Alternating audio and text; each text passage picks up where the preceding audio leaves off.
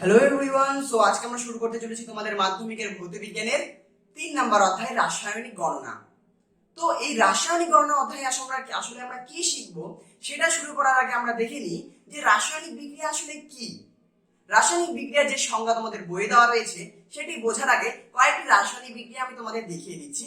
এই কয়েকটি ভিডিও তোমরা একটু ভালো করে দেখো যেখানে কি আসলে ঘটছে, তারপর আমি তোমাদের পড়াশোনা আগে এগোচ্ছি। ঠিক আছে, তো ভালো করে দেখো।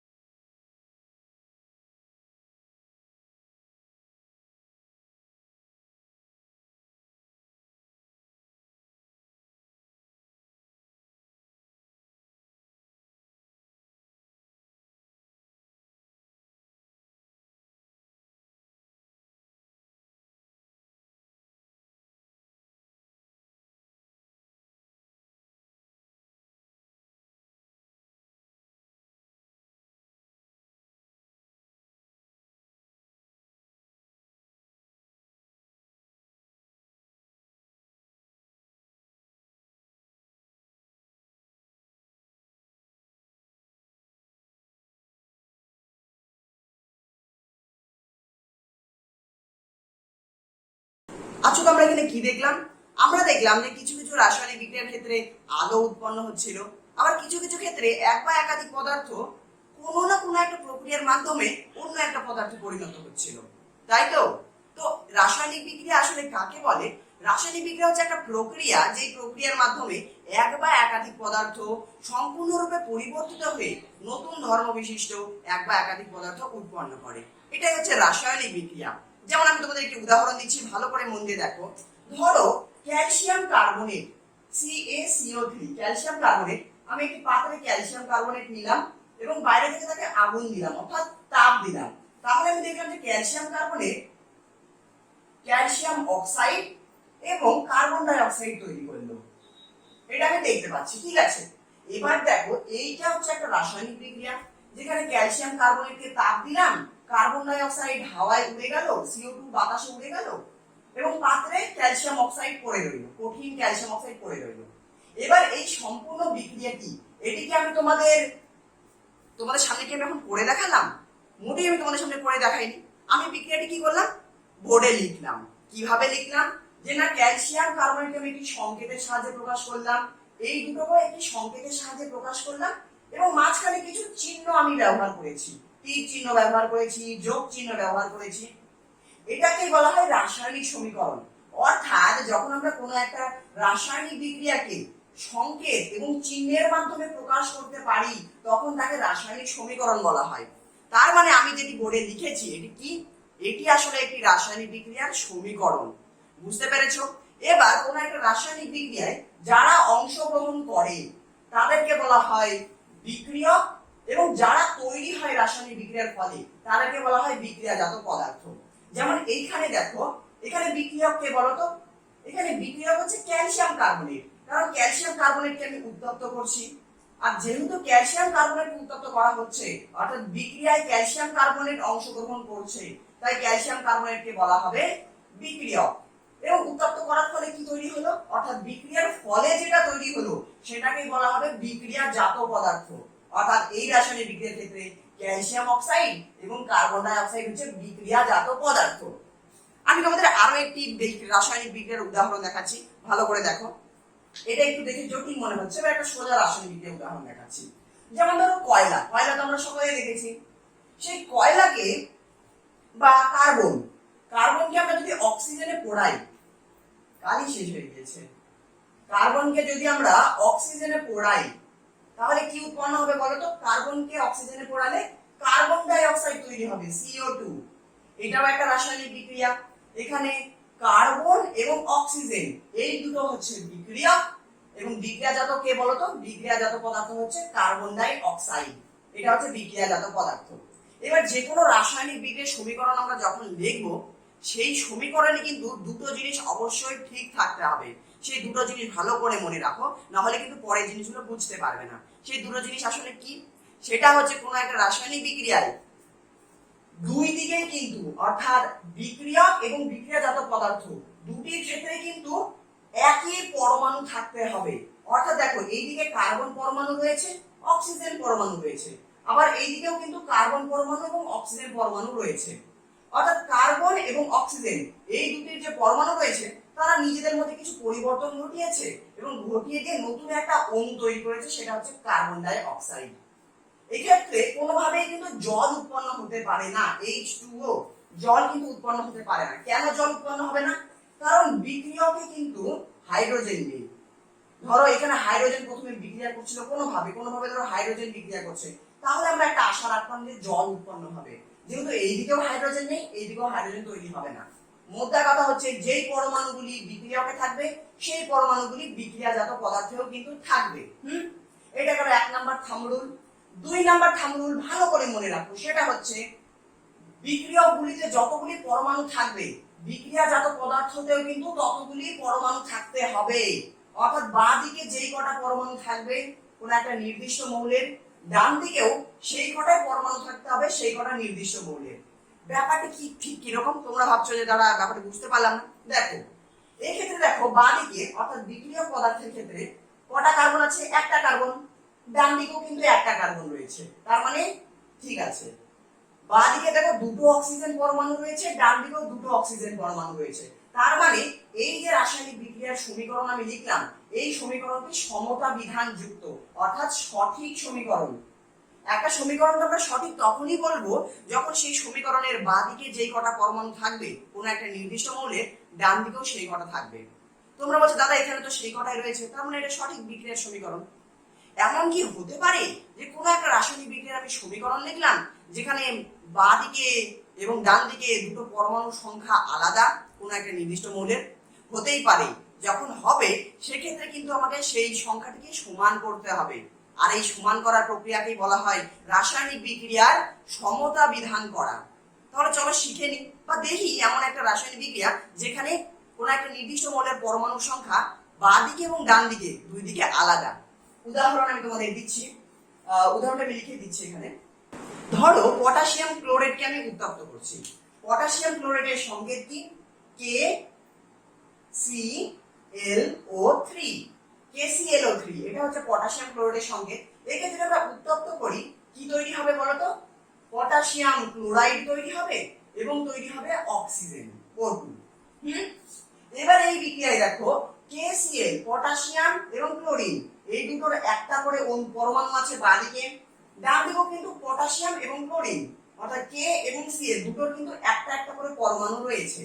কিন্তু যদি আমরা অক্সিজেনের পরমাণু দেখি, দেখো অক্সিজেনের পরমাণু তিনটে রয়েছে, তিনটে O3, তিনটে অক্সিজেনের পরমাণু রয়েছে, কিন্তু ডান দিকে কিন্তু অক্সিজেন তৈরি হচ্ছে অর্থাৎ দুটো অক্সিজেনের পরমাণু রয়েছে। তার মানে KClটি সমতা বিধানে থাকলেও অক্সিজেন পরমাণু কিন্তু আলাদা আলাদা রয়েছে। এক্ষেত্রে আমাদের কি করতে হবে? এমন কিছু করতে হবে যাতে বাঁ দিকেও অক্সিজেন এবং ডান দিকেও অক্সিজেন দুটোই সমান সমান থাকে। কি করে করতে পারি বলতো?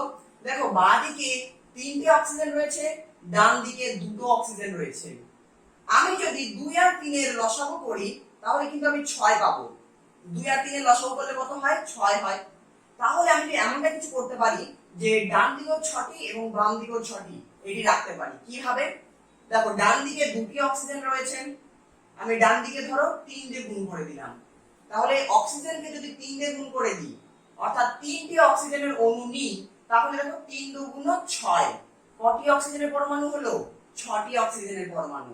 একইভাবে বাঁ দিকে KClO3 ছিল, তাহলে KClO3 কে আমি যদি 2 দিয়ে গুণ করি তাহলে দেখো 3 দুগুণ 6, তাহলে অক্সিজেনের কিন্তু দেখো 6টি পরমাণু থাকছে।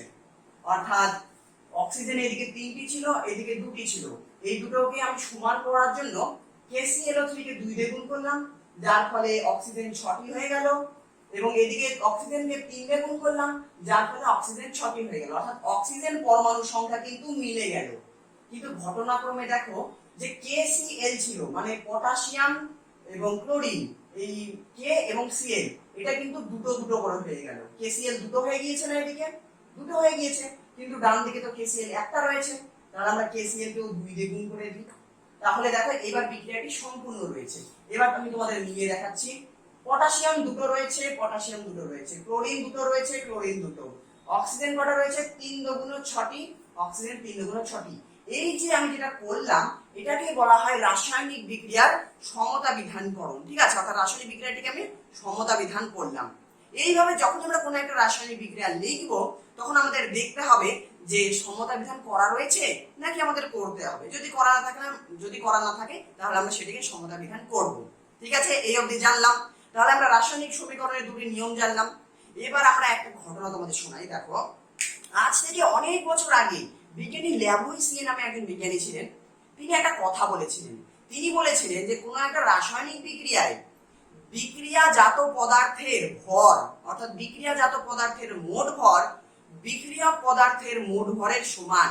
অর্থাৎ তিনি বলেছিলেন, ধরো এটা একটা রাসায়নিক বিক্রিয়া, তাহলে এই বিক্রিয়ায় যে বিক্রিয়াজাত পদার্থ রয়েছে, এই যে বিক্রিয়াজাত পদার্থ, এদের যা মোট ভর হবে, তা বিক্রিয়ক পদার্থ, অর্থাৎ এটা বিক্রিয়ক পদার্থের মোট ভরের সমান হবে। এই দুটো সমান হবে, অর্থাৎ ডান দিকে যা যা থাকবে সেগুলোর মোট ভর আমরা যদি বের করি এবং বাঁ দিকে যা যা থাকবে সেগুলোর মোট ভর যদি আমরা বের করি, সেই দুটো ভর কিন্তু সমান হবে। অর্থাৎ রাসায়নিক বিক্রিয়ায় ভরের কিন্তু সংরক্ষণ হয়, অর্থাৎ ভরের কোনো নষ্ট হয় না। বিক্রিয়ার প্রথমে যা ভর ছিল, বিক্রিয়া ঘটে গেল, নতুন নতুন পদার্থ তৈরি হয়ে গেল, কিন্তু তার ফলেও কোনো ভর কিন্তু নষ্ট হলো না, যা ভর ছিল তাই ভর থেকে গেল, অর্থাৎ ভরের কিন্তু সংরক্ষণ হয়। এটা বিজ্ঞানী ল্যাভোইসিয়ে বলেছিলেন। তিনি বেশ কিছু যুক্তিও দেখিয়েছিলেন।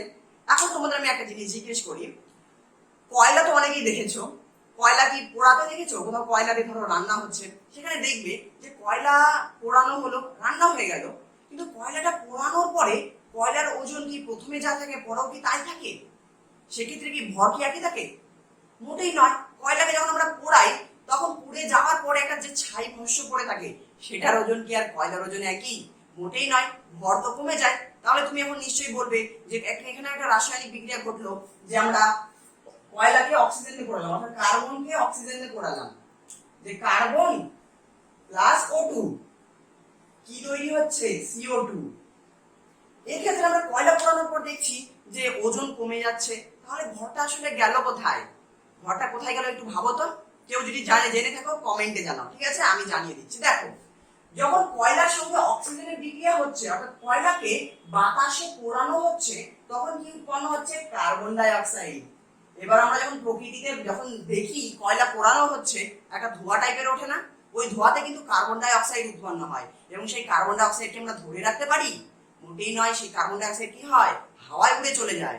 তাহলে এই যে কার্বন ডাই অক্সাইড তৈরি হচ্ছে, এই কার্বন ডাই অক্সাইড যেহেতু হাওয়ায় চলে যাচ্ছে, এই কার্বন ডাই অক্সাইডের নিজস্ব একটা ওজন আছে বা একটা নিজস্ব ভর আছে। এর সেই ভরটিকে আকাশে উড়ে গেল, সেটাকে আমরা ধরে রাখতে পারলাম না, যার ফলে প্রকৃতিতে আমরা যা পড়ে থাকি, অর্থাৎ ছাই ভস্য যেটা দেখি, তার ওজন আপাত দৃষ্টিতে আমাদের মনে হয় যে কয়লাকে পোড়ানোর ফলে মনে হয় ওজন কমে যাচ্ছে, কিন্তু প্রকৃতপক্ষে ওজন কমে না, ওজন একই থাকে। ওজনটি কোথায় যায়? Carbon die অক্সাইডে। এবার ধরো তুমি কোনো একটা এমন ব্যবস্থা যদি করতে পারো যে তুমি কয়লাকে পোড়াবে এবং যে কার্বন ডাই অক্সাইড উৎপন্ন হবে, সেই কার্বন ডাই অক্সাইডকে পরিবেশে মিশতে দেবে না, সেটিকে যদি তুমি কোনোভাবে ধরে রাখতে পারো, তাহলে তুমি দেখবে যে যতগুলো কার্বন ডাই অক্সাইড তৈরি হলো সেগুলোর ওজন এবং পূর্বে যে আমাদের কার্বন ছিল এবং অক্সিজেন ছিল বাতাসে, এই দুটোর ওজন সর্বদাই সমান হচ্ছে।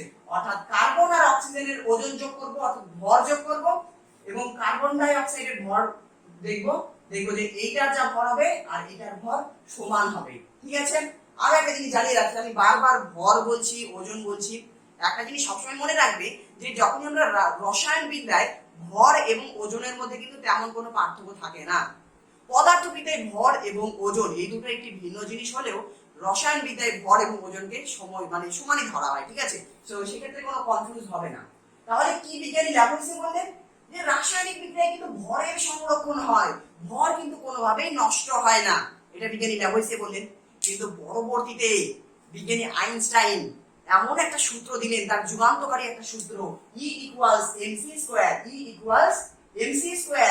এই সূত্রের মূল কথা কি? এই সূত্রের সাহায্যে তিনি বললেন যে ভর m, এখানে m হচ্ছে ভর এবং e হচ্ছে শক্তি। তিনি বললেন ভর এবং শক্তি এই দুটো সমান, ভর এবং শক্তি একই হয়, ভর এবং শক্তির মধ্যে তেমন কোনো পার্থক্য নেই, তারা একটা আলাদা আলাদা রূপ মাত্র। অর্থাৎ ভরকে আমরা শক্তিতে রূপান্তরিত করতে পারি। যেমন পারমাণবিক বোমায় আমরা আজকাল দেখছি পারমাণবিক বোমার একটা ভর রয়েছে, সেটাকে একটা বিশাল একটা অনেক পরিমাণে হিউজ পরিমাণ আমরা একটা শক্তি তৈরি করতে পারছি, তাই তো? এবার তখন বিজ্ঞানীরা দেখলেন যে আচ্ছা, রাসায়নিক বিক্রিয়ায় তো সর্বদাই হয় কিছু পরিমাণ তাপ শক্তি বাইরে থেকে গৃহীত হয় বা কিছু পরিমাণ তাপ শক্তি সেই রাসায়নিক বিক্রিয়ার ফলে পরিবেশে বর্জিত হয়। এবার আমরা যদি এমন কোনো একটা রাসায়নিক বিক্রিয়া দেখি যেখানে তাপ উৎপন্ন হচ্ছে, এমন অনেক রাসায়নিক বিক্রিয়া রয়েছে যেখানে তাপ উৎপন্ন হয়ে যায়, তাহলে তাপ উৎপন্ন হচ্ছে মানে কি, সেই বিক্রিয়ার ফলে একটা তাপ শক্তি উৎপন্ন হচ্ছে এবং সেই তাপ শক্তিটি পরিবেশে চলে যাচ্ছে। ধরো এটা তাপ শক্তি, ঠিক আছে, ধরো এটা তাপ শক্তি উৎপন্ন হলো, বিক্রিয়া ঘটলে এটা তাপ শক্তি উৎপন্ন হলো এবং এই তাপ শক্তিটি পরিবেশে চলে গেল। এবার আমরা জানি কি শক্তি আর ভর একই, বিজ্ঞানী আইনস্টাইন বলে দিয়েছেন E=mc² এর মাধ্যমে বলেছেন যে শক্তি এবং ভর একই। তাহলে যখনই তাপ শক্তি বাইরে চলে যাচ্ছে রাসায়নিক বিক্রিয়া থেকে, তার মানে ভর চলে যাচ্ছে, ভরটি পরিবেশে মিশে গেল। তার মানে ভর যদি পরিবেশে চলে যায় তাহলে লাস্টে যা পড়ে থাকলো এই যে এটা বিক্রিয়াজাত পদার্থ, বিক্রিয়ার ফলে এটার তো ভর একই থাকছে না। অর্থাৎ যদি কিছু পরিমাণ শক্তি বাইরে বর্জিত হয় তার মানে বিক্রিয়াজাত পদার্থের ভর কি হবে, কমে গেল। তাই হওয়ার কথা। প্রকৃতপক্ষে যদি আমরা পুঙ্খানুপুঙ্খ ভাবে বিচার করি তাহলে সেটাই হয়, কিছু পরিমাণ ভর কিন্তু হ্রাস হয়। অর্থাৎ ভর কিন্তু ধ্রুবক থাকে না দুই ক্ষেত্রে, অর্থাৎ ভর কিন্তু সংরক্ষিত হচ্ছে না, ভরের কি হচ্ছে, রূপান্তর ঘটে যাচ্ছে শক্তিতে। এখানেই একটা কথা আসে, ভর ও শক্তির তুল্যতা সূত্র। শুধু একটা জিনিস জেনে রাখো, যখনই রাসায়নিক বিক্রিয়া ঘটে তখন কিছুটা পরিমাণ কিন্তু ভরের হ্রাস ঘটে বা ভরের বৃদ্ধি ঘটে। এবার এই যে ভরের বৃদ্ধি বা হ্রাস, এটা এতটা কম পরিমাণে হয় যে এটাকে আমরা নগণ্য বলে বিবেচনা করতে পারি, ঠিক আছে, মানে এটাকে আমরা অগ্রাহ্য করতে পারি। ব্যাপারটা ঠিক কি ধরনের, ধরো কোন একটা রাসায়নিক বিক্রিয়া A প্লাস বি, এ একটা পদার্থ বি একটা পদার্থ, সি প্লাস ডি তৈরি করলো ধরো, এবং এক্ষেত্রে বাইরে কিছুটা তাপ শক্তি বর্জন করে দিল, কিছুটা ধরো তাপ শক্তি সে বাইরে বর্জন করে দিল, ঠিক আছে, হিট কিছুটা বাইরে বর্জন করে দিল। তাহলে হিট চলে গেল মানে কি, ভর চলে গেল, এবং ভর চলে গেল মানে কি, এখান থেকে ভর বেরিয়ে গেল, কিছুটা ভর বেরিয়ে গেল, তার মানে লাস্টে যেটা থাকবে এর ভর কিছুটা কম হবে। কম হয় কিন্তু সেটা এতটাই পরিমাণে কম হয় যে সেটাকে আমরা অগ্রাহ্য করতে পারি রাসায়নিক বিক্রিয়ার ক্ষেত্রে। যেমন ধরো তোমার কাছে একটা পুকুর রয়েছে, পুকুর থেকে তুমি ধরো এক ফোঁটা জল তুললে, পুকুরের মধ্যে ভরের কি পরিবর্তন হলো আমি যদি বলি, সেটাকে আমরা অগ্রাহ্য করতে পারি, অগ্রাহ্য করে দিতে পারি, সেটাকে আমরা নগণ্য বলে বিবেচনা করে সেটাকে পাত্তা না দিলেও চলবে। ঠিক এই ক্ষেত্রেও তাই হয়, কোন একটা রাসায়নিক বিক্রিয়ায় ভরের যে একটু হ্রাস বৃদ্ধি ঘটে সেটা এতটাই কম যেটাকে আমরা নগণ্য বলে বিবেচনা করতে পারি, অর্থাৎ সেটার দিকে অত মাথা ঘামানোর দরকার নেই। অর্থাৎ একটা কথা আমরা মাথায় রাখতে পারি যে রাসায়নিক বিক্রিয়ায় ভরের সংরক্ষণ হয়, অর্থাৎ রাসায়নিক বিক্রিয়ায় ডান দিকে যা ভর থাকবে বাঁ দিকেও কিন্তু তাই ভর থাকবে। আর এই কথাটার উপর নির্ভর করেই আগামী অর্থাৎ এখন আমরা এই অধ্যায় থেকে নানা ধরনের অঙ্ক করব, যেগুলো কিন্তু তোমাদের পরীক্ষায় আসে। আর পরীক্ষায় মূলত কিন্তু থিওরি দেয় না, অঙ্কই দেয়, সেজন্য অঙ্ক ভালো করে শিখতে হবে, ঠিক আছে, ভালো করে ভিডিওটি দেখতে থাকো। তাহলে কি বললাম, যে রাসায়নিক বিক্রিয়ায় বাম দিকের ভর এবং ডান দিকের ভর কিন্তু সমান থাকে, অর্থাৎ বিক্রিয়াজাত পদার্থের মোট ভর বিক্রিয়ক পদার্থের মোট ভরের সমান হয়। এই কনসেপ্টটিকে কাজে লাগিয়ে তোমাদের ওজন ভিত্তিক অর্থাৎ ওজন সংক্রান্ত নানা ধরনের অঙ্ক তোমাদের পরীক্ষায় দেয়। কি ধরনের অঙ্ক, চলো একটা অঙ্ক তোমাদের শিখিয়ে দিই, ঠিক আছে, তারপর কালকের ভিডিওতে আমি আজকের এই ভিডিওতে শুধুমাত্র একটা অঙ্ক শেখাবো এবং এর পরের ভিডিওতে শুধুমাত্র অঙ্ক হবে। কি কি যেটা আজকে শেখাবো সেই ধরনেরই নানা ধরনের অঙ্ক তোমাদের প্র্যাকটিস করিয়ে দেবো, যাতে পরীক্ষায় কোনো একটি অঙ্ক তুলে দিলে তোমাদের প্র্যাকটিস করা থাকলে সেটা তোমরা পরীক্ষায় করে আসতে পারো, ঠিক আছে। চলো একটি অঙ্ক আমরা করছি।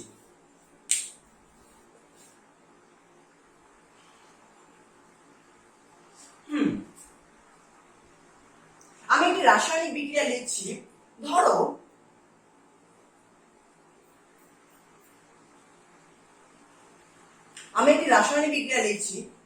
ক্যালসিয়াম কার্বনেট CaCO3, ক্যালসিয়াম কার্বনেটকে ধরো আমরা উত্তপ্ত করলাম, উত্তপ্ত করলে কি তৈরি হয়, ক্যালসিয়াম অক্সাইড তৈরি হয়, সমান সমানই দিলাম বা তিন দিলাম, সমান সমান দিলাম। ক্যালসিয়াম কার্বনেটকে উত্তপ্ত করলে ক্যালসিয়াম অক্সাইড তৈরি হবে এবং কার্বন ডাই অক্সাইড তৈরি হবে, এটা একটা রাসায়নিক বিক্রিয়া। এবার ধরো তোমাদের এরকম বলে দেবে যে ক্যালসিয়াম কার্বনেটকে আমি ধরো উত্তপ্ত করলাম এবং ক্যালসিয়াম অক্সাইড ও কার্বন ডাই অক্সাইড তৈরি হলো। এবার বলো তো যে 10 গ্রাম ক্যালসিয়াম কার্বনেটকে যদি উত্তপ্ত করি তাহলে কত গ্রাম কার্বন ডাই অক্সাইড তৈরি হবে? এই ধরনের প্রশ্ন কিন্তু আমাদের পরীক্ষায় প্রায়শই করে, এটা আমাদের শিখতে হবে।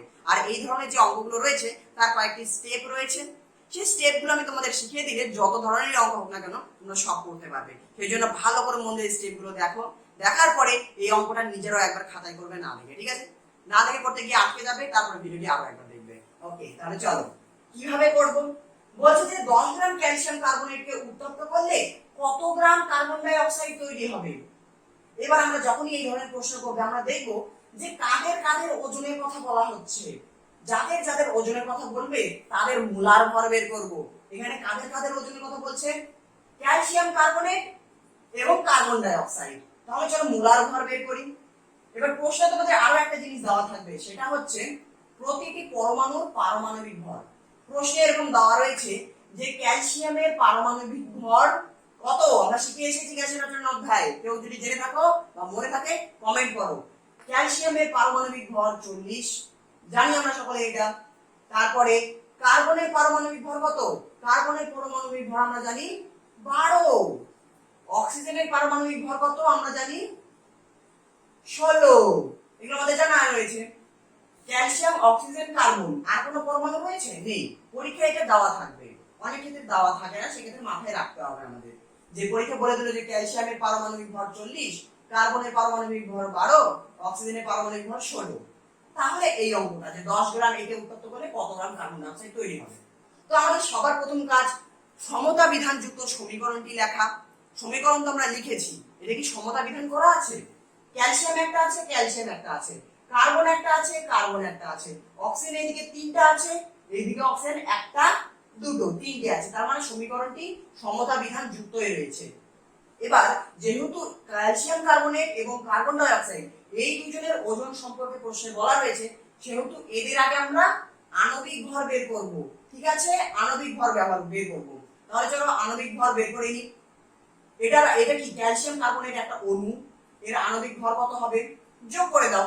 যেগুলো যেগুলো পরমাণু রয়েছে তাদের পারমাণবিক ভর যোগ করলে কি হয়ে যাবে? আণবিক ভর। তাহলে প্রথমে রয়েছে ক্যালসিয়াম, ক্যালসিয়ামের পারমাণবিক ভর কত? 40। তাহলে দেখি 40 যোগ ক্যালসিয়ামের সাথে কি রয়েছে? কার্বন রয়েছে, কার্বনের পারমাণবিক ভর 12, তাহলে 40 যোগ 12। ভালো করে দেখো কি কি করছি।